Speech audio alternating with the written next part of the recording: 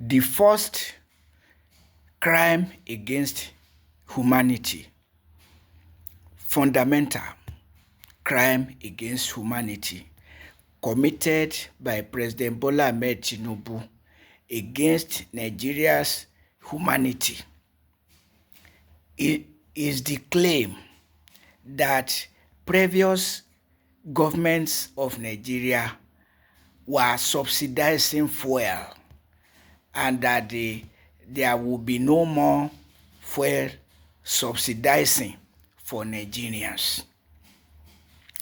And on the basis of that false claim, President Bola Ahmed Tinubu increased fuel price to more than double the fuel price he inherited, and now more than triple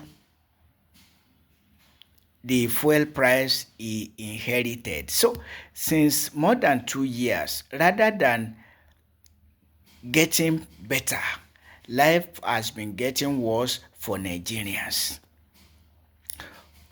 Because also coupled with fuel subsidy that never existed anyway was gone. Tinubu also said all subsidies are gone on electricity, on kerosene, on gas, even on education. So, what has Tinubu been doing with Nigeria's petrol revenue? It's a fundamental crime against humanity, subjecting Nigerians to unprecedented hardship. That is the truth. Even Nigerians enjoyed much better during the Civil War of 1967 to 1970. Things were not this hard for Nigerians, at least except those involved in the war, with particular reference to the Southeast. So, the first fundamental crime against humanity committed by President Bola Ahmed Tinubu is the claim that the previous governments were subsidizing fuel and that he would not subsidize fuel and increased the price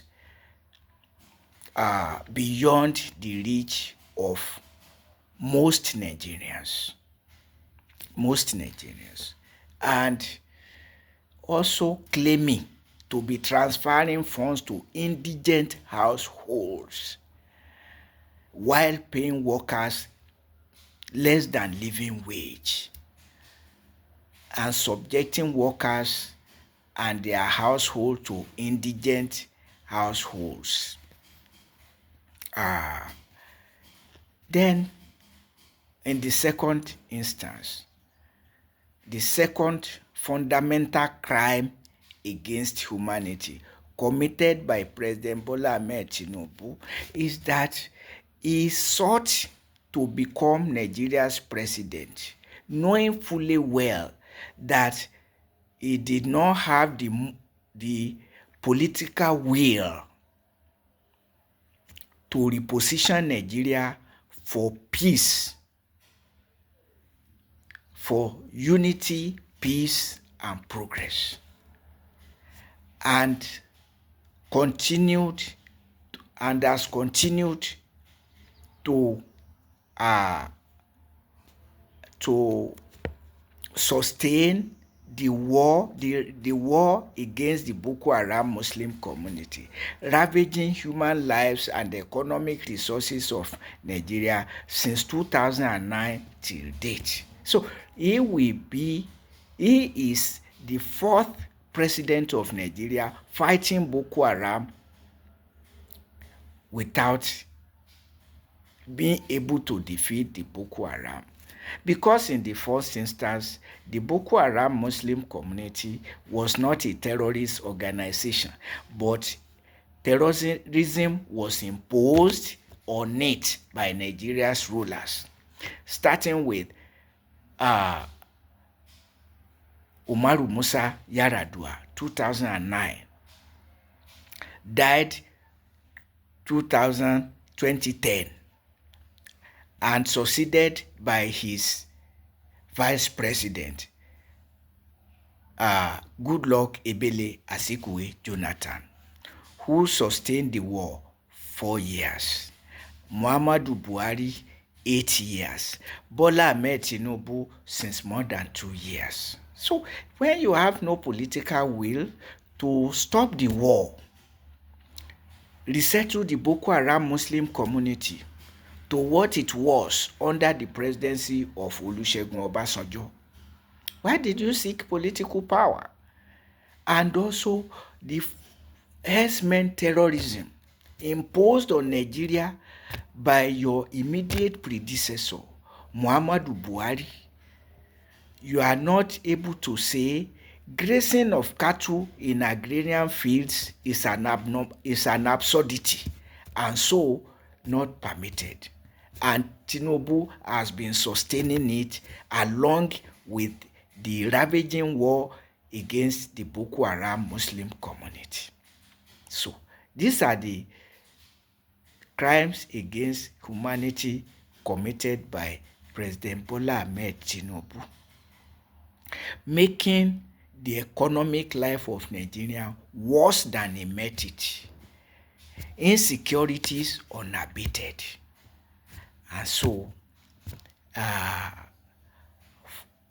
well-meaning Nigerians, serious Nigerians should ensure that even if President Bola Ahmed Tinubu seeks re-election, that he doesn't get it, as Joe Biden did not get it in America. Because if life is not good for you, change it. Yes. Work to change your situation to a better one. That is what is normal for normal human beings. That was what America did in their last presidential election. So, but for Nigeria to continue like this with war against the Boko Haram, an unjustifiable and avoidable war, ravaging human lives and economic resources of Nigeria, and even Nigeria's rulers using it as an excuse to embezzle funds, because they never tell you how much they spend on prosecuting the war. How many human lives are being sacrificed to the war, and how much in terms of economic resources. They are hiding this from you and even coming out boldly to remove subsidies, declare subsidies on all basic necessities of life are gone, except funding pilgrimages for Islam and Christianity, and subsidizing pilgrimages for privileged Muslims and Christians. So not all Muslims, but privileged ones are having the benefit of going on pilgrimages being subsidized with public funds in a nation which constitution prohibits state religion, but the rulers imposing Islam and Christianity on Nigeria. So that illegality, Tinubu has no political will to tame and eradicate all these things, wrecking Nigeria, retrogressing Nigeria. So Nigeria sees being a developing nation to becoming a retrogressing nation. It's not developing, it's retrogressing. And that has been the case since 2009, when Umaru Musa Yar'Adua imposed the war against Boko Haram on Nigeria. In 2015, when President Muhammadu Buhari imposed herdsmen terrorism on Nigeria. The herdsmen terrorism did not start with Muhammadu Buhari but became worse under the presidency of Muhammadu Buhari as from 2015, when the herdsmen terrorists started carrying AK-47, who empowered them to that level that the herdsmen terrorists now became larger than life. Somebody seeking political power to perpetuate all the injustices he inherited, and he added his own. So where is justification for Tinubu seeking re-election? And let me remind Nigerians, Tinubu told you that if he did not give you electricity throughout Nigeria, you should not re-elect him. And now he's seeking re-election without providing you electricity throughout Nigeria. So, Nigerians,